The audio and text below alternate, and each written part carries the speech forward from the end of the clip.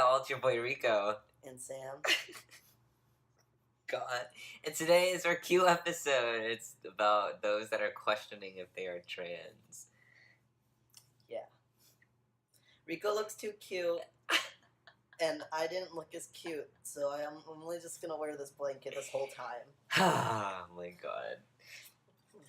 At least now I look soft and cuddly.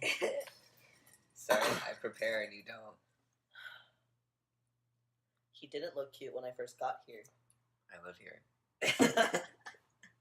Bitch. Anyways. Okay, so yeah, we wanted to make a video because we know that we have a lot of followers who might not be out as trans or might just still be questioning if they are trans or not. And like, obviously they've watched a few of our videos, but they are still trying to figure it out for themselves. And so I guess we just wanted to like take the time to like try to help people that are navigating through their gender identity, like just how to go about doing that. So I guess like for me, I kind of like started questioning my identity probably when I was around like 13. I met another trans person, another trans man, and I was shook. Like I had no idea like what it meant. I honestly like I honestly thought it was weird, and I was totally like one of those people like what do you mean you can change your gender? You know, I was raised like very, very Baptist and like very like Southern Christian kind of thing, and so I had no idea that you could like change your gender. And then he was a trans man dating another trans man, and that like blew my mind even more. I was like, wait, what?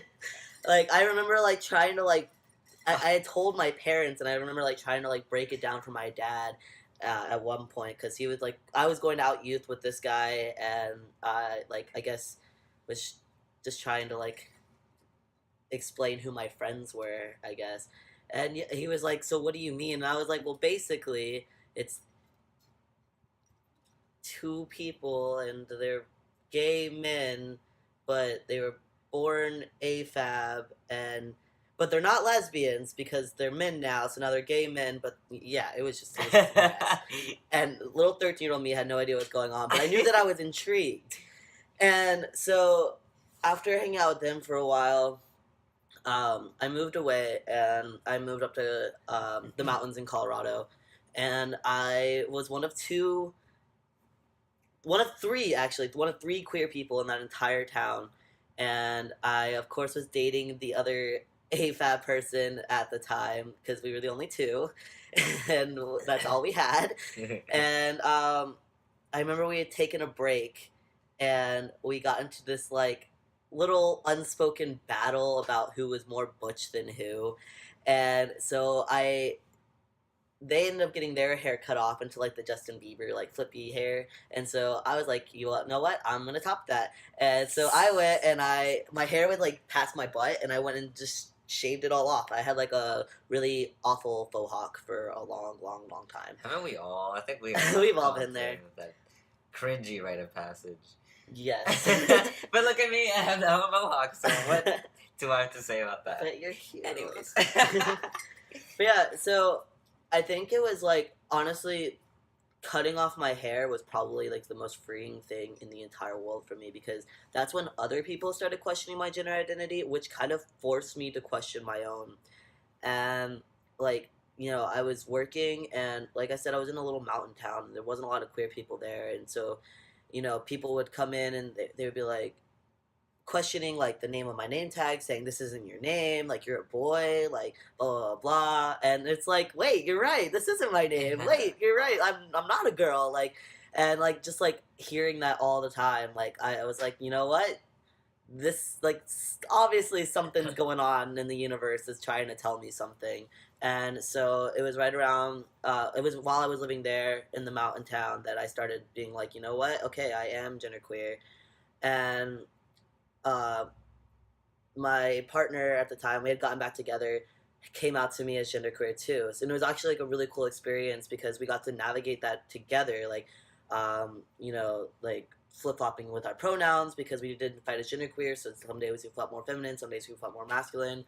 We both changed our names, and like so midway through our relationship we started using different names for each other and stuff like that, and it was really really cool like getting to experience that because I didn't have to do it alone.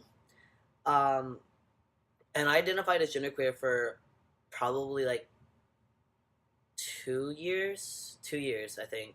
And then that's when I started doing drag, and I think I've explained this in a video before, but it was like being in drag. I literally would go and get into drag every single day, like every single day before I would go out to the bar. Like it didn't matter what was going on. You know, I was always putting on a beard. I was always binding. I was packing, like doing everything to look as mask and as like as much of like a cis guy as possible, and it was just it kind of just like made a little light bulb go off. I was like, oh shit, like I really like this.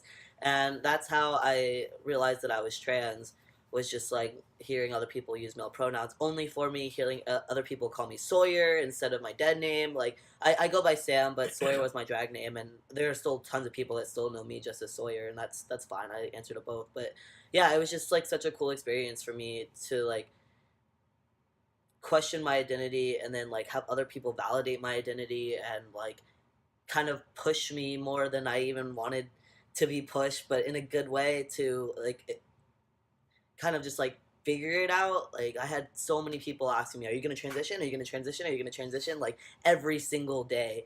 And I was like, I don't know. And then eventually I was like, maybe I am. And then finally I was like, yeah, this is who I am. This is how I'm doing it. Um, and so that's kind of like how I figured out how I navigated through my questioning phase of like, okay, am I a female? Am I genderqueer? Am I non-binary? Am I trans? And it was definitely like a really long journey, but I think that the best part about it for me was just that I had such a big support system and so many people in the community that were like helping me figure it out. And so if you're questioning, that's definitely something that I would recommend that you guys do. Um, if you are under 22, I believe you can still participate in Out Youth. There are Out Youth meetups in pretty much every city all over the U.S. Like, just look it up. So what is Out Youth? So Out Youth is basically it's a it's a group that is like sponsored by the city, I believe, or it's like a nonprofit, and it's for youth that are, I believe, it's 22 and younger. I might be wrong. It might be city to city kind of thing, but definitely look it up. And it's any queer people can go. So gay, lesbian, bisexual, transgender, no matter how you identify, you are welcome there. It's just a safe place for you to go and meet up and like talk about how you're feeling, talk about how you identify. They help you. Um, I'm fairly certain they help with like sexual health and stuff like that in case you are like sexually active and you need help like having access to like condoms and lube and stuff like that. They help you with like STD checkups and stuff like that. Not necessarily doing the testing, but like teaching you how to be safe, which is cool. And it's also more of just like a cool like hangout spot for you just to go and be with other people that identify similarly to you. Um, it's great. I did it for a while and I really appreciated the time that I spent there, just being around like-minded people and not feeling so secluded. If you are over the age, like I said, I realized my gender identity fully just by being in the drag community. And if you're comfortable with doing that, awesome. Like you don't even have to perform, but I've noticed that like even now I don't perform, but I still hang out with the drag community, like drag kings, drag queens, non-binary performers. Like I just I love being around people that fuck with gender norms. Like they're my favorite kind of people. Gender fucks are the best. Exactly. They're so fun. Yeah, like just honestly just like hang out with people that might not be transitioning but like to fight, like to be on that like thin line of, like of male and female, or neither, you know what, like whatever, just like being around people that don't care what your gender is and just want to be there to support you is awesome. So definitely like going out to gay bars or going out to drag shows or Out Youth, like I said, is definitely like a good way to do this. Yeah, I know there's a lot of viewers that aren't of age, so they can't go out. They're maybe in a small town. What I would recommend at that point, or if you go to a school where it's my high school was super redneck, so I felt very alone. So I'm sure there is some of you like that. What I would do, what I still do if I feel alone, is just pop on YouTube. There are so many trans YouTubers, Hmm. and not all will float your boat, but you'll relate to some, and it'll help you feel less alone. I mean, there's also like tons of like trans Facebook groups or trans like Instagram True. pages. Like Rico mentioned, YouTube. There are so many trans people like Rico and I that put our stories out there and that open ourselves up and that kind of force ourselves to be voices and to be there for other people. Not that we have to force ourselves to want to be there for you, but you know what I mean. Like we are willing to answer questions and talk to you and help you navigate through your transition or through your questioning phase. So definitely reach out. I'm sure that you can, like Riku said, might not be the ones for you. We hope we are, but I'm sure there are plenty of people. On the Facebook groups that I've part of or that I've seen, there's 10,000 trans people in most of them, like 10,000 people, and they always do things like, if you're this age, between this age and this age, you drop a comment and we can be friends. Or they're like, if you're between this age and this age, drop your Snapchat or drop your Instagram. Like there's so many ways that you can you know hang out or talk to or be with other trans people, just to help you figure everything out. Like you will find people that will help you. Mhm. It's definitely helped us, so I recommend it. Yeah. So if you are questioning and you're like, okay, I might be trans, I'm not sure, la la la. First of all, I would say breathe. It is not a race. It is not a rush. You don't even have to label yourself. You don't need to do that. People can ask whatever questions they want. You don't have to give them an answer. You owe no one. You don't owe anyone anything. Um, you can say you're gender fluid. Of like both Sam and I, when we were younger, we were questioning our identity. I used genderqueer. You did as well.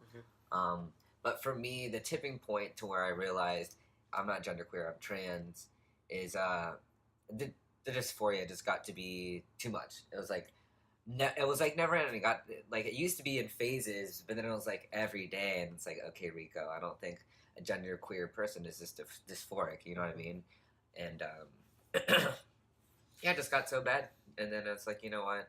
I think I need to admit that I'm trans. And then luckily, that was right when I moved to Austin. Of course, I've always been like all my groups of friends throughout my life has always been a shade of gay because I've known I was under the umbrella for most of my teenage life. So moving to Austin, like I'm hanging out with my gay friends, and then Austin has a bunch of trans people. So of course, like we're all together. So that's when I started meeting trans people. I haven't met my first trans friend until I moved here to Austin. So that was new to me too, because I didn't really know that was a thing, even though I was questioning my identity when I lived in Florida. But anyways, yeah, seeing these people so comfortable with themselves, transitioning, being trans men, it's like, okay, that is a possibility, and I'm like learning what that's about, like knowing these people. It's like, okay, and then I just got more comfortable and realized I'm one of them too. Yeah. All right, so that's it for Q questioning. If, like I said though, if you have any questions or you are questioning your identity, please feel free to reach out to us. Our Instagram handle is below. It's just at Tea Time with T Boys. Our message box is open. Please reach out. We are busy people, but we do get back to you eventually. Next week is and we're gonna do relationships. So we are actually going to have one of our trans friends. She's a trans woman, and her name is Cece, and she's everything to us. She's one of our favorite people in the world. And so basically, she's gonna come sit down with us, and we're gonna talk about how to navigate through a relationship with a trans person, whether you're trans yourself or whether you're a cis person, dating a trans person for the first time. We're just gonna give you like advice and tips on like what's cool and what's not cool when you're first dating a trans person, and just like how to figure it all out.